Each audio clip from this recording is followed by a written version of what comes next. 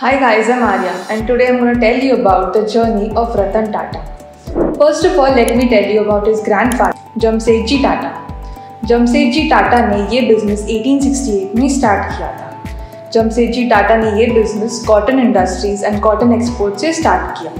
Later on he started cotton textile industries, cotton factories, cotton mills, etc.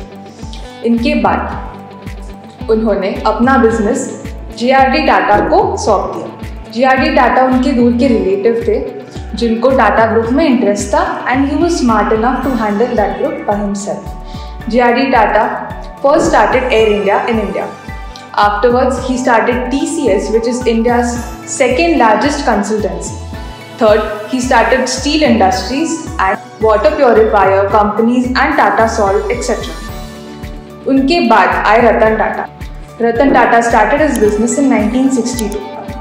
Ratan Tata was an adopted son of Naval Tata. So, Naval Tata को Tata group में ज़्यादा interest नहीं था. That is why Ratan Tata took a decision to carry this forward.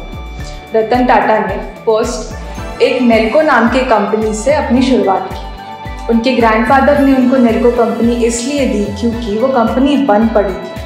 उनको वो company देख के ही wanted to know if he is really capable of making this company better when it was already shut down. उन्होंने वो company पूरी तरह से वापस स्टार्ट कर दी with his 100% डेडिकेशन। जब वो कंपनी पूरी तरह से स्टार्ट हुई थी, उन्होंने टेलीकम्युनिकेशन, उन्होंने सैटेलाइट कम्युनिकेशन और न्यू टेक्नोलॉजी उसमें इन्वॉल्व की, जिससे वो बिजनेस बढ़ गया। Not just this, he also made his first Indian car indica. But जब उन्होंने इंडिका बनाई, उनको उस कार के लॉन्च के टाइम बहुत प्रॉब्लम्स आ रहे थे, इसलिए ही decided to take that car, to take that project and to sell it to the Ford company. Ford is a well known car brand. So जब रतन टाटा अपनी कार का आइडिया लेके फोर्ड कंपनी के ओनर के पास गए थे, तब उन ओनर ने उन्हें कहा कि ये इंडिका बेचने जैसी चीज़ नहीं है। And first of all, if you don't have a knowledge about a particular industry or a car, why make it?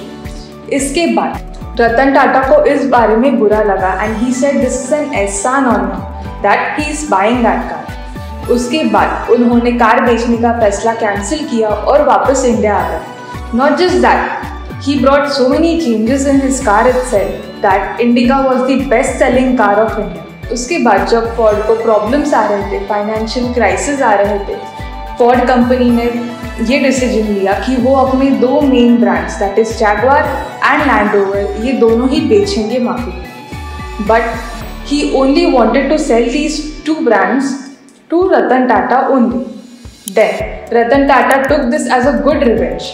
He bought both the cars and also told the company of Ford that he had a interest in the car business. That's why he went from 0 to 100.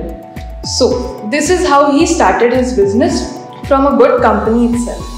And not just that, but he also helps poor people. So India का well known restaurant जो मुंबई में है, the Taj hotel, it was founded and it was established by the Ratan Tata's great grandfather, Jamsetji Tata.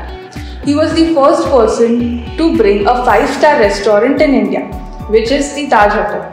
And it was the first luxurious hotel which had electricity into it. Not just this, but the Tata family has also brought many benefits to our country, and not just our country, but every people and every citizen included in the country.